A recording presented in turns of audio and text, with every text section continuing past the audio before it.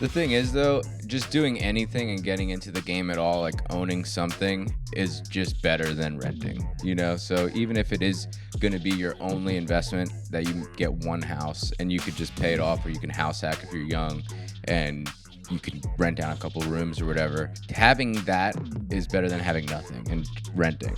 Yeah, absolutely. I think the thing too with the military is that they kind of brainwash you to be a renter, right? So they like tell you things like, oh, well, you might move at any time, so it's probably best that you just rent. And they also don't tell you how to invest your money, right? So and it's not in their benefit too. So. Welcome to the Everyday Millionaire Show with Ryan Greenberg and Nick Kalfas. All right, guys, welcome back to another episode of the Everyday Millionaire Show. We're here with Chase Kincer. How you doing, Chase? What's up, guys? Thanks for having me. Yeah. What's up, Thanks Nick? for inviting us to your house. Yeah. Oh, yeah, do this one. We're at Chase's house right now. Mine is too heavily under construction. Last week we got away with it. This week it's just I didn't want to subject you guys to all the dust, and then you guys sue me for mesothelioma in a few years. So thanks, Chase, for hosting today. So Chase is one of the newest agents on the PE Home Group team, handling our direct-to-seller acquisition. So we'll start with some of that news. We've been now doing the cold calling thing with Pinpoint Skip. So shout out to Faisal for hooking us up with not only the list, but just a bunch of information. And he's just kind of an open book with anything that we've called and asked, texted, whatever. So shout out to Pinpoint Skip for that. How long have we been going now, Chase? For 4 weeks, 3 weeks? Yeah, close to 3 weeks.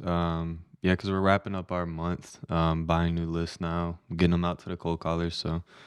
So we have 3 weeks in. How many leads have we done, or how many leads have we had come in? So we've had 18 leads come in 3 weeks, which is pretty.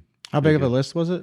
10,000 records. It's like 10,000 for every 3 to 4 weeks. But didn't we also submit like 30,000 records from Diana too? Yeah, we haven't got that far yet. So Okay. that's a little more complicated because we have to split the sellers and the buyers because we don't want them. They don't have a transcript yet. The cold callers that we're using, they don't have a transcript for calling buyers to see if they're still looking. But so 18 leads. Well, we're going to see this. Like, this is a muscle that I haven't even worked yet or flexed, because I truly don't know that game. We've just been buying from auctions and other realtors and wholesalers, in our career. So it's kind of a funny thing to watch Chase do. Like, he's like sitting in my basement where we're working, and he's like talking to some old lady for like an hour straight, just like working it. And then like it gets to a point where they just like either hang up, or you got to like just try to get an in-person meeting. Cause that's like, I feel like the only way that I know how to sell somebody on the other stuff that we offer besides just buying their house for cheap. Yeah. Chase, why don't you bring us up to speed? That way everyone knows a little background of yourself and where you came from and where you're at now. Sure. I mean, I'm kind of young, so I think going back to high school is probably the best option. I was dating a girl in high school, and her father was a morb transporter, and so basically we were transporting bodies up and down the East Coast, and basically I got tired of listening to music, man, and so I ended up finding bigger pockets, found my passion for real estate. Within that, I started listening to Rod Cleef and dabbling in other podcasts, right? And one really stood out to me was a Navy paratrooper. So he jumped out of planes for a living and went into like remote areas of war zones to like save people and did some really cool shit basically. Mm-hmm. And so he was investing in real estate, talking about the VA loan, and it kind of sparked my curiosity of like, hey, like what's this VA loan thing about? And at the time, I was transporting bodies, making like $15 an hour. It wasn't going to be my career forever.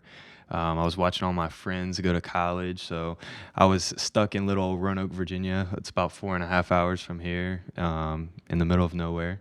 And so I was just sitting at home one day and I was like, dude, I need to go talk to a recruiter. So I went and talked to a recruiter, and I told him, hey, I'm joining. But if I join, I'm only joining for one thing, and that's going to be cyber. And I'm not doing military police. I'm not doing anything. Like, that's nuts. Like, cyber is the way, because when I get out, if I want to continue in cyber, that's where I'll go. And that went stalled for a while. Like I don't know if you guys have ever heard of the process, but it can take weeks, months sometimes to get a job opening. And so waiting on that process to happen. All my friends are going off to college, and eventually a recruiter calls me and is like, "Hey, I got your job." And so I get shipped off, and I'm down in Texas, Mississippi. I get stationed up here, and luckily I have 2 aunts that live up here that are my stepdad's sisters. And so I'm like, "Hey, I need a realtor because I want to buy a house." And so I buy this house, my very first house, and it was in the mix of COVID. So rates are stupid low. They're like 3-4%. And I'm putting offers in. I put like 2 or 3 offers down the street, and I can't get anything accepted. And I had like $6,000 to my name, so like I barely had a closing cost, and like I'm out here asking for seller concessions, and everybody else is like offering 20 over asking price. So it was pretty challenging. This house ended up sitting on the market for a while. We got seller concessions, and I got them basically to cover my closing costs. I didn't have to put anything down. I moved in with the money that I had in my savings account, brought a roommate with me to pay my mortgage. So I rented out a room to her for $1,000 and only had to pay, it was like $800 at the time.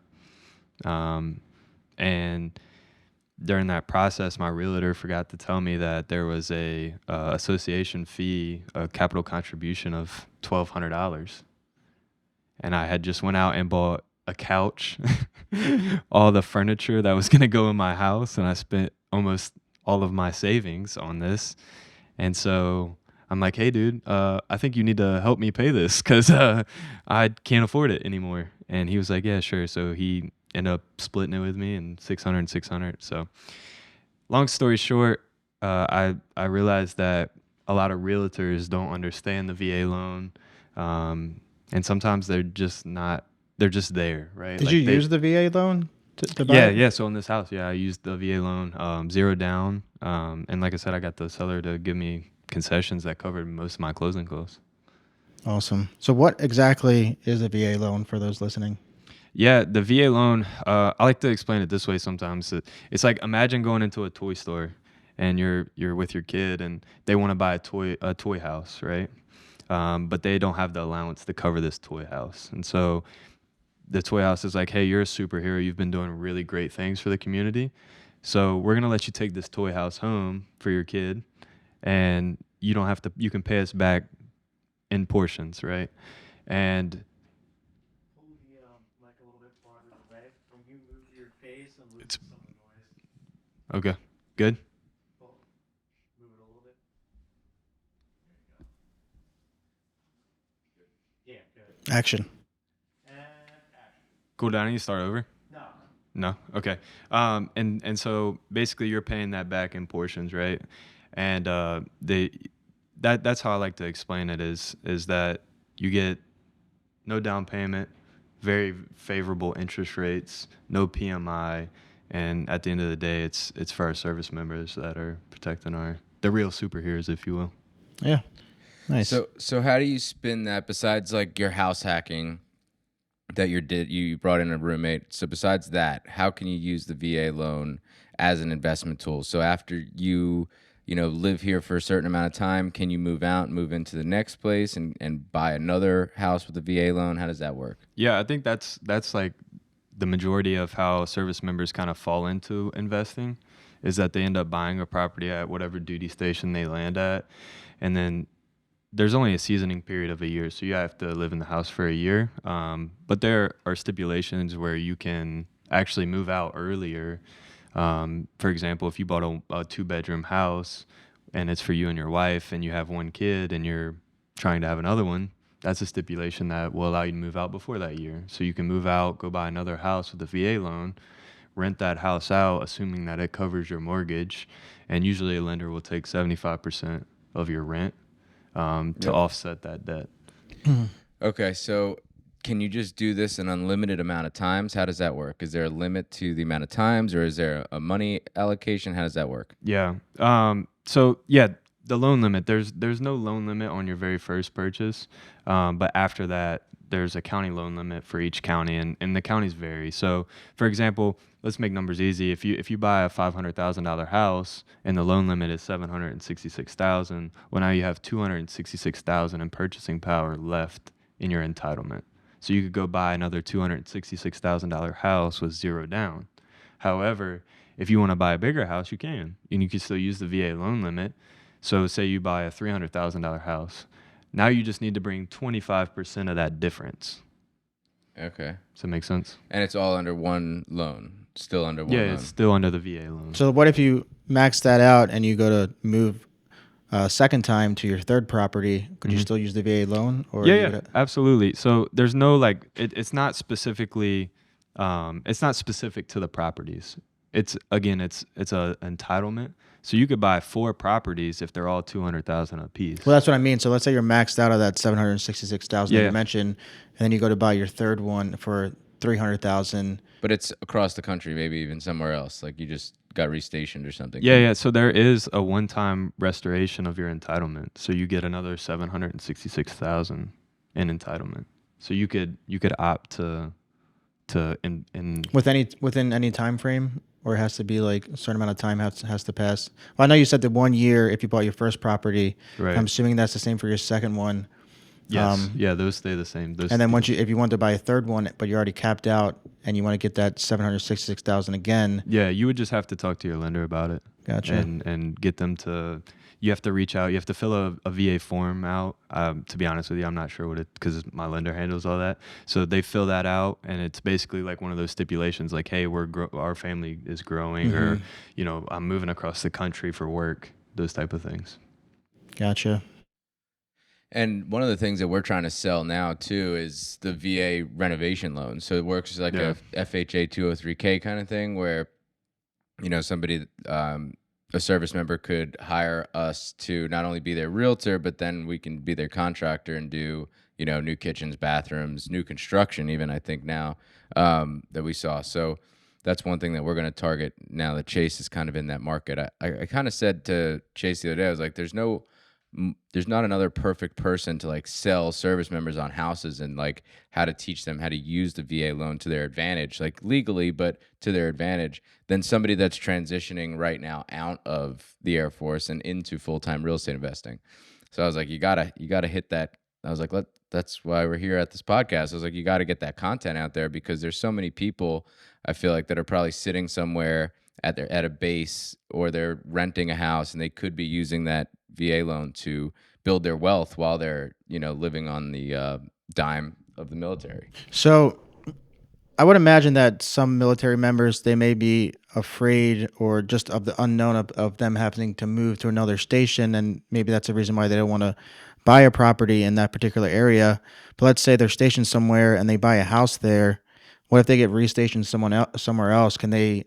I guess that's one of the stipulations where they can just maybe buy a house in that new area that they're getting stationed to without having to wait that year, maybe? Yeah, exactly. So there's a ton of different stipulations, and usually the lender can be pretty helpful in advising you on what stipulation you need to kind of enact. How long do you have to be in the military in order to have the VA? Can it be like that's a good question? No, it's not as soon as you're in, right? Like you have to be active duty for 90 days. 90 days. And so the Guard and the Reserve are kind of different, and I'm not too sure on their stipulations, because they follow different guidelines for like medical and education and a bunch of different benefits.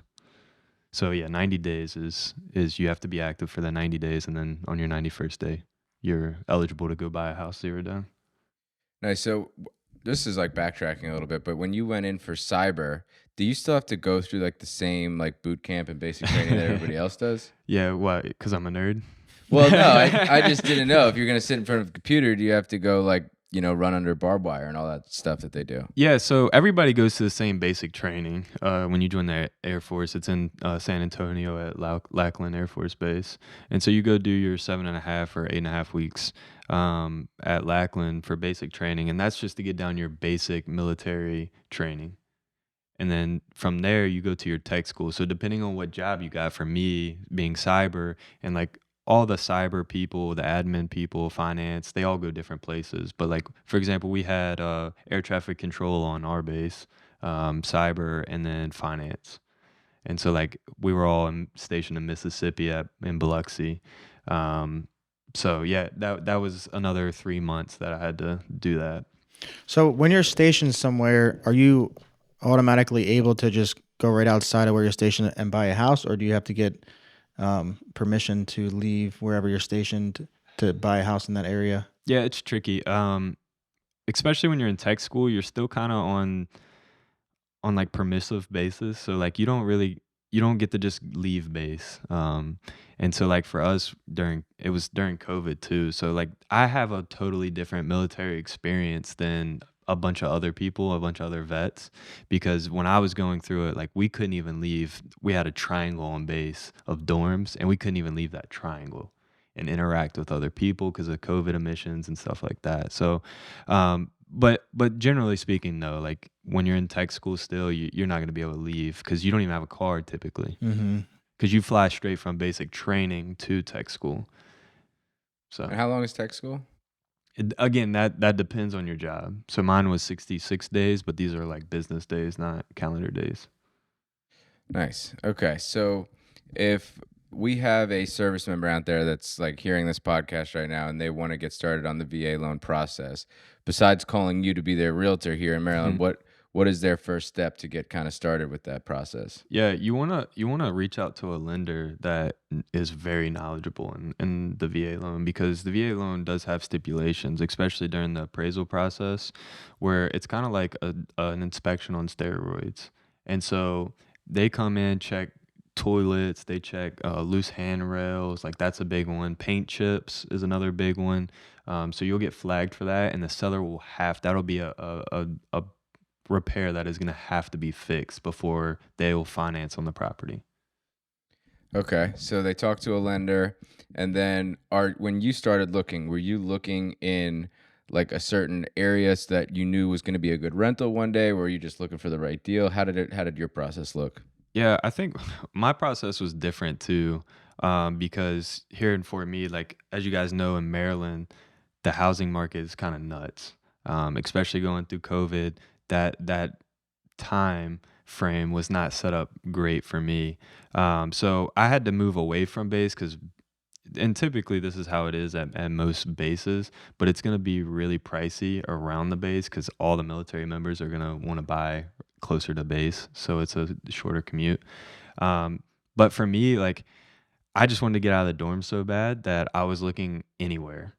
And luckily enough, I chose this area, which happens to have higher rent rates than the rest of Anne Arundel County.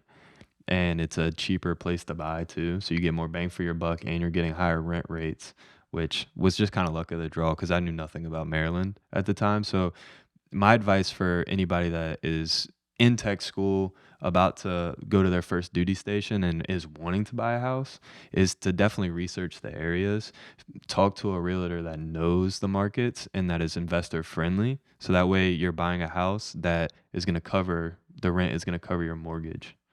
Right. So the way I think of it too, like from an investment standpoint, if you're like near Baltimore City, for example, and you have, let's say, I don't know what it is, even if it's a $500,000 allocation, you could potentially go buy, move into, and do like renovation loans on five or seven houses in just a couple of years.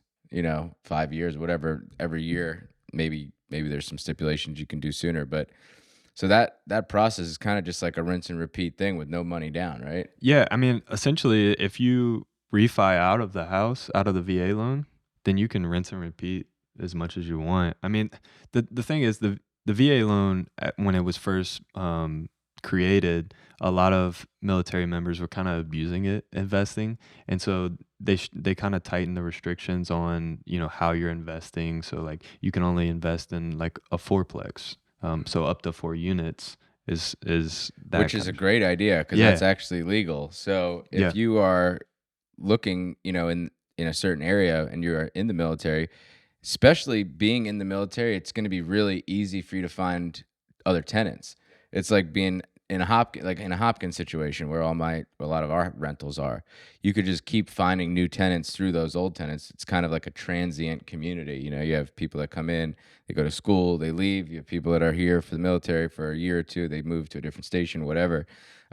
So you can buy up to 4 units, right? 0% down with the VA loan, rent out the 3 units, live in the one. And if you're in a place that has a lot of these fourplexes, you could technically buy one every year and you can multiply your unit count by 4 or 5. I feel like that's going to be the way that you find cash flow in this VA loan process, right? It's super hard, man, especially in single families. Unless you get lucky and do like the VA renovation loan, it's going to be super hard to cash flow because you're not putting any money down. So your mortgage is higher than a conventional loan. So that was kind of my problem. That's why I've kind of haven't used my VA loan again so far. It's just because like buying single families is really tough. And then the challenge of like Maryland doesn't have a bunch of fourplexes just laying around. So Yeah. it's really dependent on the market and kind of Gotta go for those townhouses. The thing is, though, Yeah. just doing anything and getting into the game at all, like owning something, is just better than renting, So even if it Yeah. is going to be your only investment, that you get one house and you could just pay it off, or you can house hack if you're young and you can rent out a couple rooms or whatever. I mean, having that is better than having nothing and renting.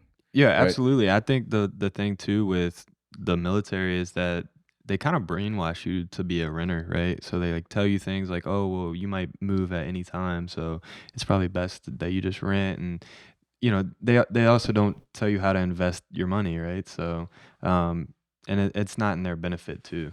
Right. Yeah. No, they don't want you thinking on your own like that. That No, would be- absolutely not. And that's why I was asking, like, maybe they're afraid that they're going to have to move and be restationed. But what you can say to those people, sorry, You're lost my good. train of thought there for a second. What you can say to those people is that they can just obviously rent their house out. That's they been keep my it as a big rental, pitch, right? you know? Like and for a lot of people, they'll come to me and they're like, "Oh, Chase, like I'm about to PCS, I'm leaving." I'm like, "Dude, this is the perfect time for you to buy." Mhm. So you buy, move in, and now you have orders to leave.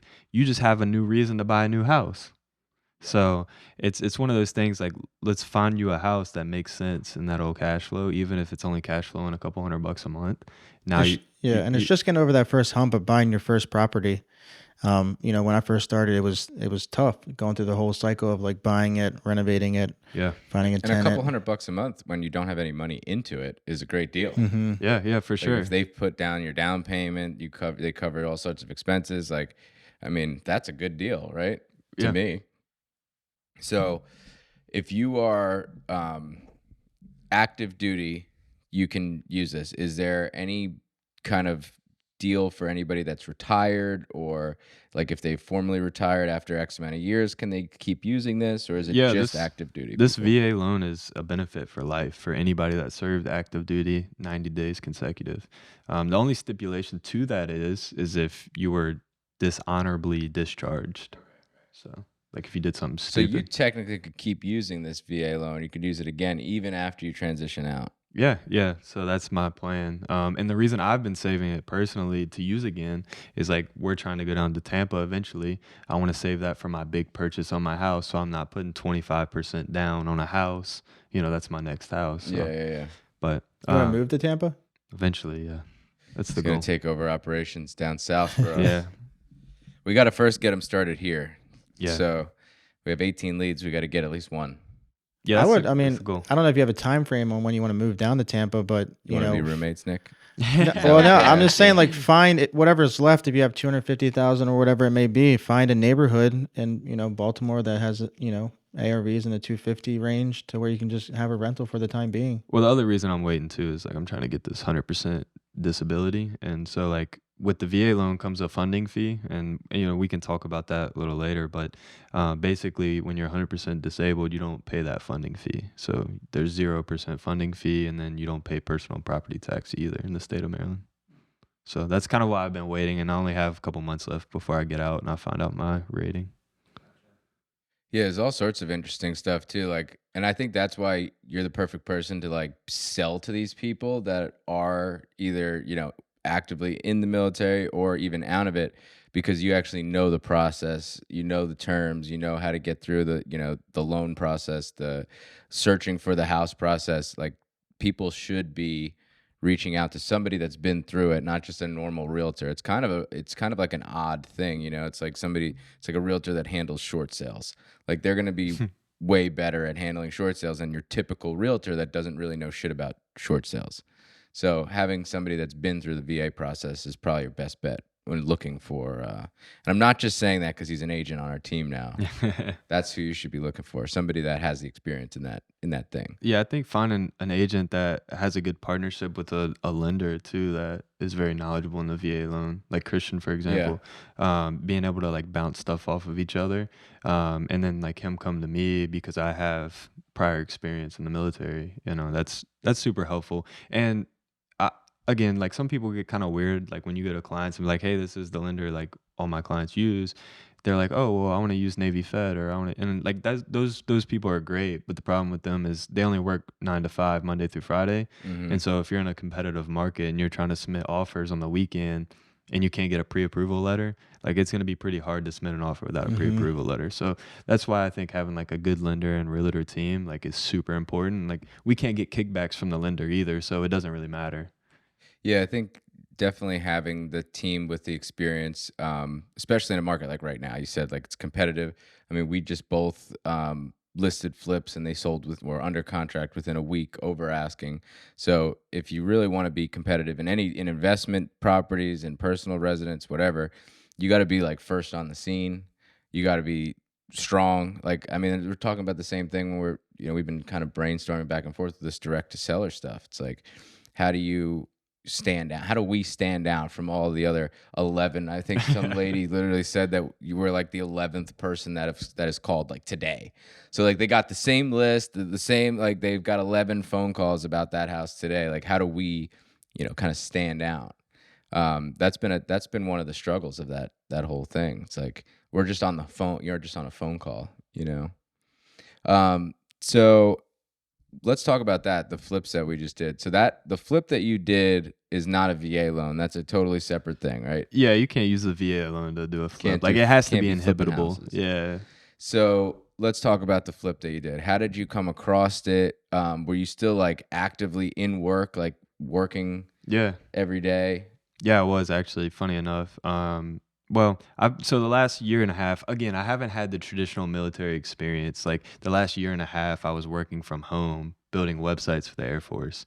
So like you come across anybody else that's ever done that, like it's going to be few and far in between. I've been very blessed with the opportunities that I've had with the military. And so I was working from home.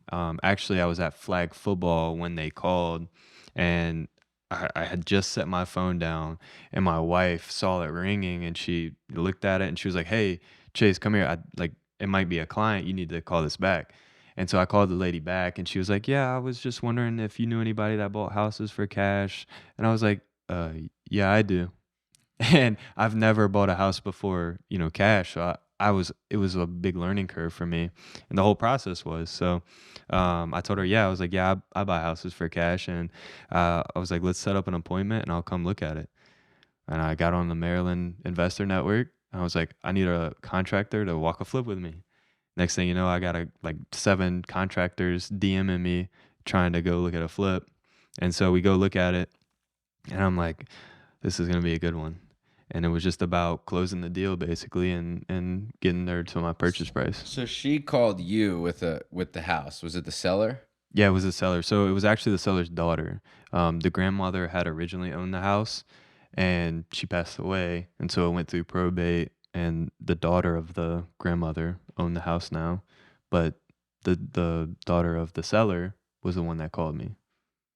Okay, so that it's not often where people just call you. It's happened to me a couple of times. People call you and they just happen to have a really good deal on the other line. You didn't have to do anything to get it.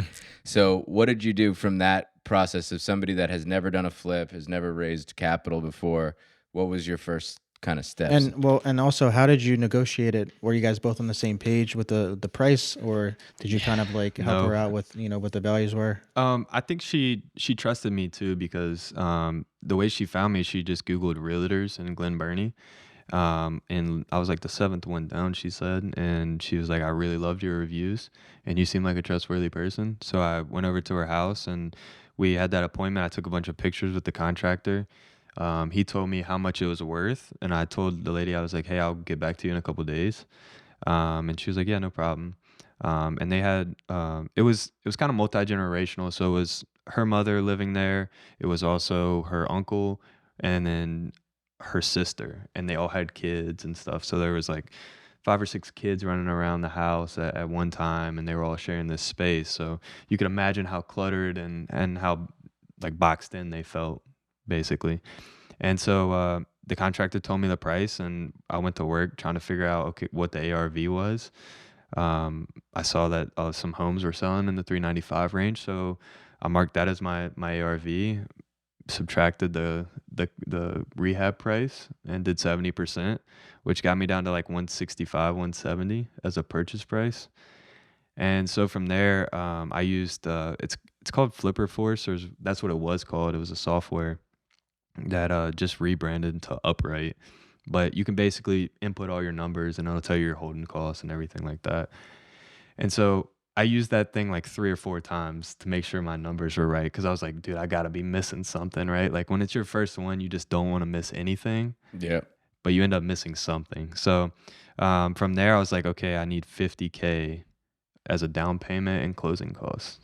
And then from there, I need another $20K in holding costs, just as a reserve. And so I started calling people and trying to figure out where I could get $50K from to buy this house. And I called my uncle that does a few flips in Roanoke, and he was kind of on board, but he's very busy. And he's like, Chase, actually, I'm about to like spend all my capital buying another flip, but I'll let you pass that one off to the next one. And so I call a realtor that I met at a seminar down in Richmond, Virginia, and he's a Nova realtor. And I said, hey, Pedro, I have this opportunity. Would you be interested? And he was like, what's the opportunity? I was like, I have a flip, and I'm willing to give you 40% of the profit share. Stupid me gives him 40% of the profit share, which, granted, I got the deal done, but you live and you learn, and you move on from there. So what did the numbers look? What did the numbers fall in at? Yeah. So eventually, when we got that purchase price, when I figured out what my purchase price was and I secured funding, I sat down with her at a Starbucks and I was like, hey, I had 3 other investors look at this deal. I got their offers, and I had just kind of put them on a piece of paper, and I'm of course put my offer a little bit higher than the other offers, and we're like, here are your 3 offers, and it was like 145, 125, and 155. The 155 was my offer, and they wanted 255.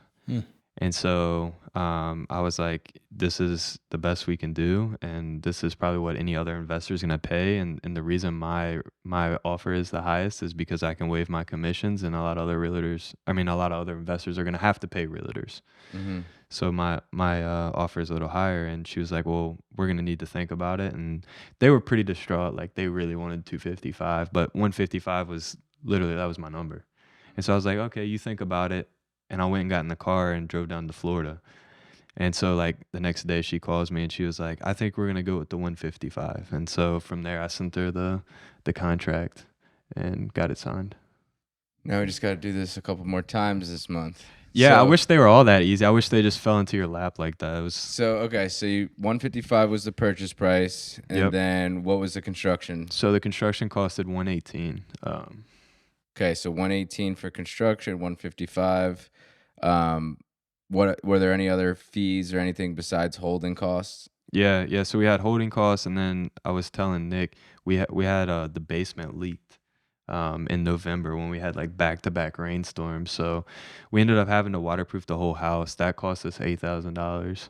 And then after that, because we had already finished the portion of the house that leaked and they had to waterproof, they cut 6 inches of the drywall. And so we just had hanging drywall in the basement. It cost me another $4,800 to refinish that portion of the basement. Yeah, those are not fun expenses. No, it wasn't. Not upgrades that people like to see. Okay, so was that 118 figure for the construction, was that with this included, or No, that wasn't. So we were at like 132 total. so 132 and 155. So we're under 300, and we have some holding costs. So you had hard money for some of it, right? Yeah, so we used Kiavi. Many people were telling us like use local lenders, but my problem was I didn't have a lot of cash, so I was strapped for cash, and Kiavi was 10% loan to cost, so we only had to come with it was like $15,000 down plus closing costs. Okay, so you're in it for what at the time 300 after you spent all this holding, 300, maybe 310. And what was, I know the answer to this because I listed the property, but what was the final sale price? Yeah, Contract so price? we listed for 405 because obviously you have 6 months of renovations, prices are continuing to rise. So there's some houses that sold in like the 415, 420 range. And so what I like to do is typically list at 10 to 15 under what I think it'll sell out because I love getting attention at the property and I love having bidding wars. I mean, that's just is what it is. And so that's exactly what happened. We listed on a Thursday.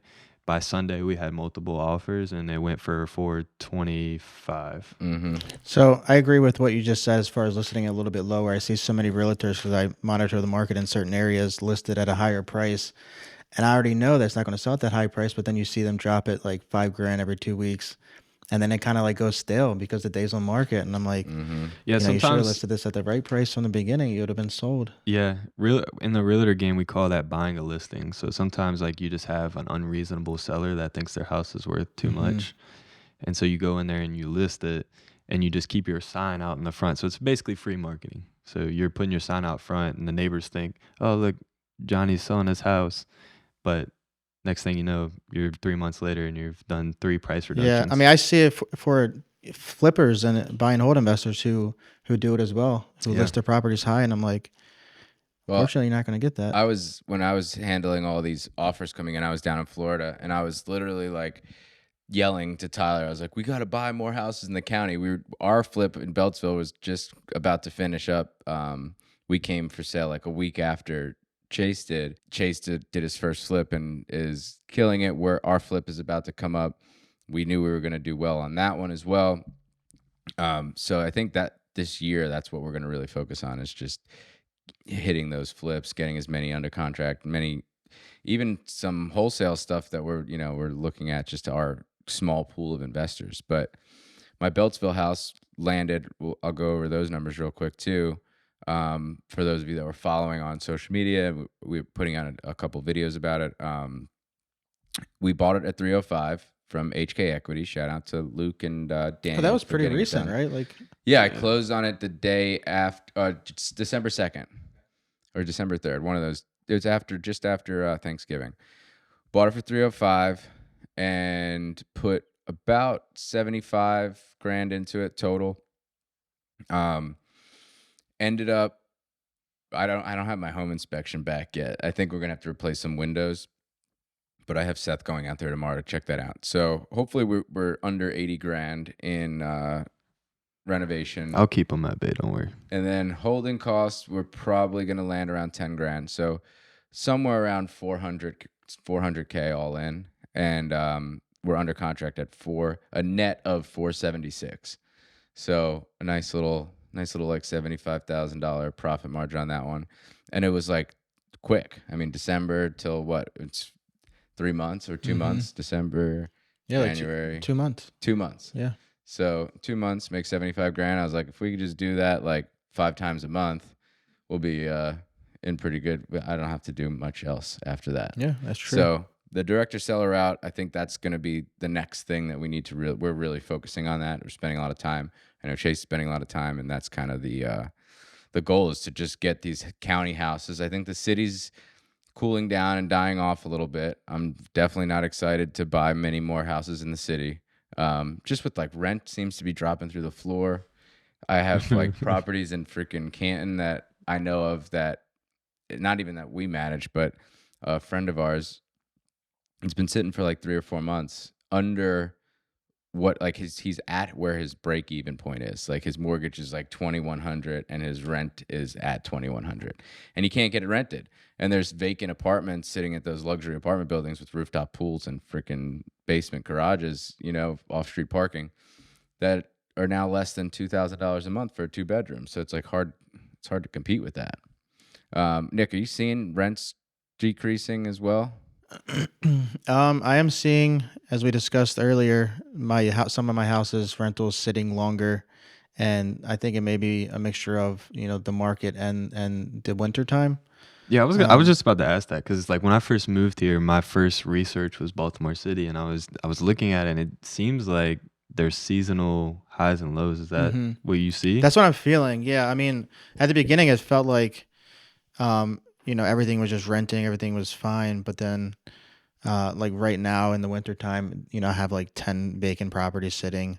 I did just sign a lease on 2 in February, but I have one, that just is turning over now, so that's another vacant one coming up. So it's definitely a combination, and also maybe a combination of me not putting a lot of focus in the tenant placement and putting focus elsewhere. So it's definitely a mixture of different things. Yeah, I do think focusing on tenant placement in the wintertime and then getting those tenants, like everything I'm telling Jocelyn, who handles most of our listings now, is like, let's just get these people locked in until like April or May. Because if you could do, like at this point, I don't even want a 12-month lease. Like if you could just do a 14-month lease, like 14 I'll or give them 15. even a slight discount to not come vacant February 1st. Because or January 1st. Like I do not want to fill vacancies January, February, March. Like April is when things start heating up, like April, May, June. I feel like those are the 3 months that are like super hot to rent properties. And it's like constant turnover and people are moving in and out. But after like August, September, and like even in August, because kids are going back to school, so stuff in the county definitely starts to slow down. Like after August, and then you get into September, now you're in Thanksgiving. Like I feel like this year too, I think we felt it really bad this year. Well, worse this year than past is because of our overhead is like a lot higher than it's been as the company grows. Where like obviously the overhead's growing. So like Thanksgiving to freaking January, mid-January, we're just like nobody's calling. Vacancies are all like beyond belief. There's nobody showing properties. Like nobody wants to see anything. It gets dark at 4 p.m. That all those factors just makes it a tough season. And when you're spending a lot of money on overhead, it's something that you really got to like keep in mind every year. Yeah, and just the holding cost of the mortgage on that vacant unit or vacant property Yeah. definitely adds up. Yeah, absolutely. So, couple things that I wanted to cover first before we wrap this up. One of them is basically going back to Chase and what you're doing for us. What is like our next steps in growing the acquisitions team? Like how are we like what are we doing to kind of take that to the next level? Yeah, I think it's interesting dynamic that we kind of have going on, from the retail side of things to the investor side of things. So like, basically, with the cold calling, just getting these leads in and converting them, and then sending these to we have a small list of investors that we're sending these leads to, and then from the growing aspect, we just kind of almost onboarded Ike. We're waiting for him to kind of join the team. And so like we're bringing on realtors under us to kind of push these other leads too, so they can kind of work these leads as well. It's kind of like you explained a while back. It's kind of like an umbrella, right? Like we're getting people under and they're able to make money with us too. Yeah. Yeah, we were talking to another couple of flippers, wholesalers, flippers, like, marketing guys, the other night, and I was like, for us, like, I just want to keep creating this like ecosystem where now like we got partnership with DK Law, and Diana's been great as an asset for us. Like I don't know if you know Julio, but he was a contractor. Now he's under our umbrella and he's selling for PE, and Diana just was able to make us an LLC for the kind of assets that we're going to hold with Julio, and a non-compete for him to work for us, and like all this stuff. Like is just created with this kind of ecosystem that my goal is to keep as many people, investors, teams, different businesses like under there to feed each other. Like we actually mentioned you the other day. I was like, yeah, Nick and I don't like partner on anything besides the podcast, but he's out doing like landscaping stuff for us. He's doing snow removal stuff when it snows. Like that's all under the same ecosystem. Like we're all feeding each other's businesses, we're promoting each other's businesses. And I think in this game, that's what it's all about. Mm-hmm. Building a name, networking, there's a dude that I'm doing a kitchen for, and Chase came with me to the estimate, and his name's Adam, and he's like a private chef, and we're going to be hosting a little party at my house after the renovations are done and everything. And I was talking to Paige just recently, like randomly, I was like, hey, like I'd love to get like a chef to host this party for us because I'm always like cooking and running around doing crazy while I should be like entertaining guests. So I call that guy Adam. This is like such a stupid example, but like I call that guy Adam. I'm like, hey, can you, do a private chef event in my house? So now I'm like gonna make a couple grand off him doing his kitchen, and I'm gonna pay him back by coming over and doing like a chef event at my house. So having that like transactional power too. I was another time we were together the other day, and like somebody calls me like, hey, can I drop a gift off to your house? Like having the transactional power, like where people just want to give you things because you spend a bunch of money with them. I'm sure Nick, like vendors that beat your door down because you spend money there. Like they're like, I want to treat you. I want to do cool stuff for you, so you keep buying things from me. Do you have any relationships like that right now? So Luke calls me a lot, but I haven't really responded back to him. You got it, dude, because they do take care of people, man. Like it was just kind of like the time, because Luke is the representative for Home Depot. Okay. And we were supposed to meet one day at Home Depot, and he had me there waiting for 30 minutes, and then he calls me and says, I'm not going to make it. I'm like, hey, you could have told me that when you were maybe en route, but he just never did. So do you have to spend a certain amount of money to be able to get like a Home Depot rep? Yeah. I think you have to start off by spending, I think it's $1,000 or $1,500, and then it's like $1,500 a week to get the managed account. So it's like you have to keep, I don't really know the formula, but it's more than $1,500 a week, I think, is what it is. I thought it was like 200 or 250 a year. 250,000. That's what I thought. I'm not really sure. Yeah. I thought I heard that too. Yeah. Maybe that's it. But what's 150? What's 1,500 a week times 52 weeks? That's like 150. Yeah. So maybe it's a little bit more than that. It's a bunch of money. But you do get like a dedicated person that, like Luke's like our rep, but then we have like a par who's like, we could text them to orders and any kind of like issues that we have with deliveries or anything, we call them, email them like, hey, I need this ordered on the registered card, and it gets ordered. It is nice using those resources. I know you probably don't use them as much as we do, but yeah, not quite. I mean, I got to get into it, but we have our own system, and I know I could use their system and benefit from it. Yeah, actually, 1,500 times 52 is a little over 75,000, not 150. oh, But it's more. I wasn't gonna embarrass myself doing the Yeah, math. it's more of like, I think it's 250,000 that you have to spend.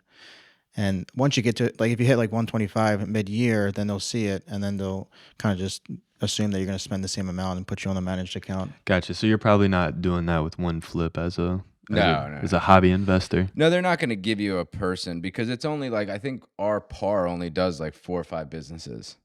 So like there's one person for 4, and then Luke is like that person's boss. So there's almost like 2 people per like probably 10 or 15, 20 businesses. Gotcha. So it would be, not cost effective for them to be putting in people that are spending 50, 60 grand under that, because they do take a lot of time. Like they'll spend hours on the phone with us doing orders. We send them, I send them sometimes spreadsheets of order guides, and they go through and price it all out for me, build lists, build quotes, and then we always get a different price. Even if we go on and you see like preferred pricing for the contractor price online, we get it even lower than that.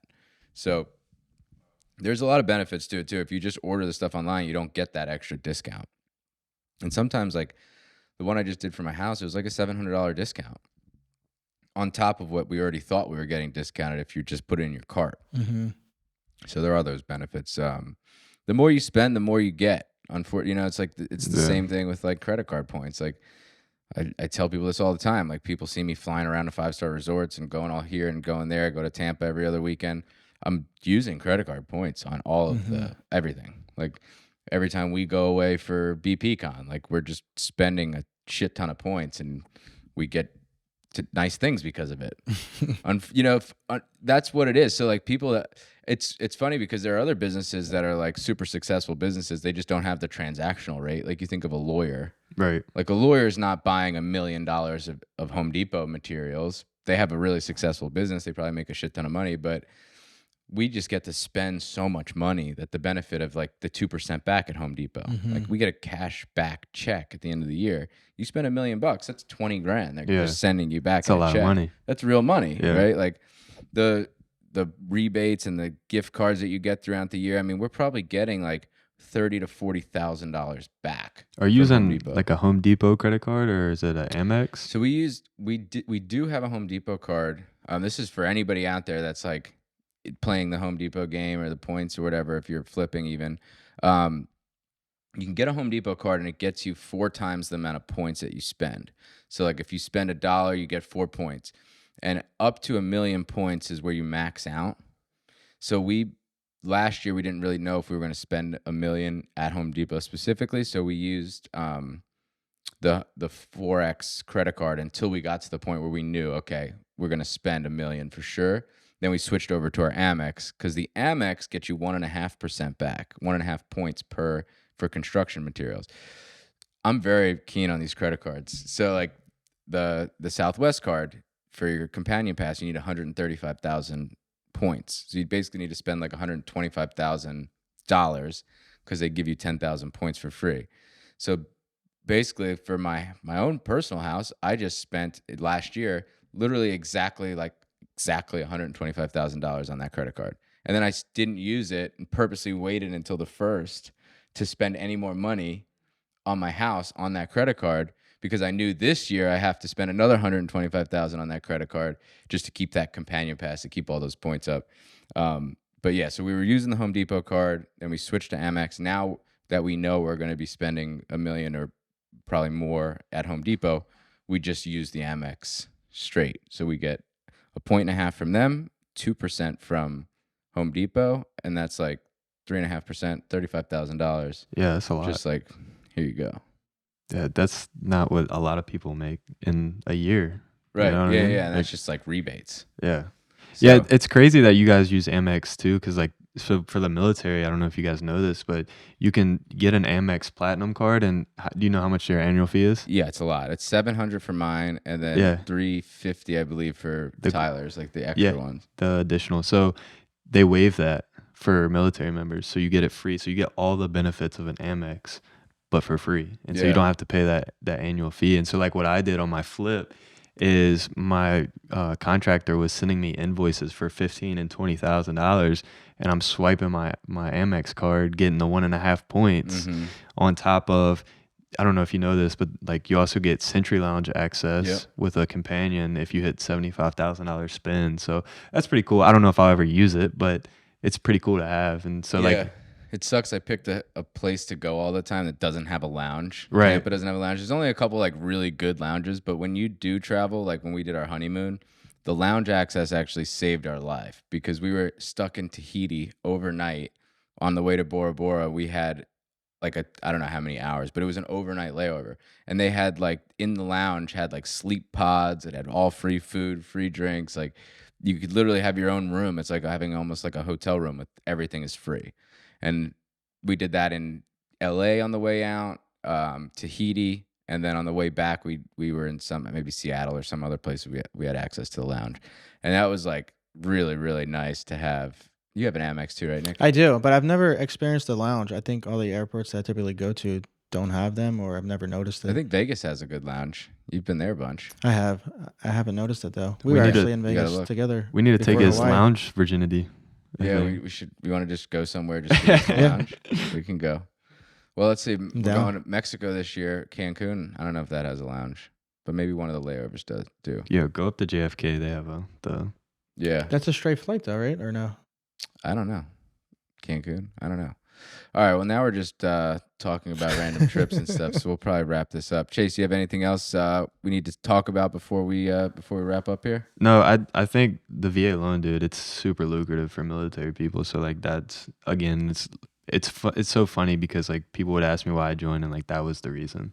And so like if you can take benefits of that, like do it. And I'm all for maximizing your benefits because the military is going to get theirs, and so get yours too. So. Yeah, so if you are here in the local Maryland, Baltimore market and you're in the military thinking about joining, reach out to Chase. How do they get in touch with you, Chase? Do you have an Instagram? Yeah, it's Chase Kincer on all socials. And if you are confused on how to spell that, it's up on the wall. It's Kincer, Chase Kincer. All right, guys. Thanks for tuning in. Chase, thanks for having us at your house. One last thing, our next event is going to be April 11th. Oh, do we have an event date? It's locked in. Thursday, April 11th, same time as last time, 6 to 9. Same place? Same place. Let's go. I'll be able to make that CVP. one. Okay, CVP's April 11th. That's Sweet. it. You heard it. I heard it here first. We heard it here first, guys. All right, thank you. See you guys.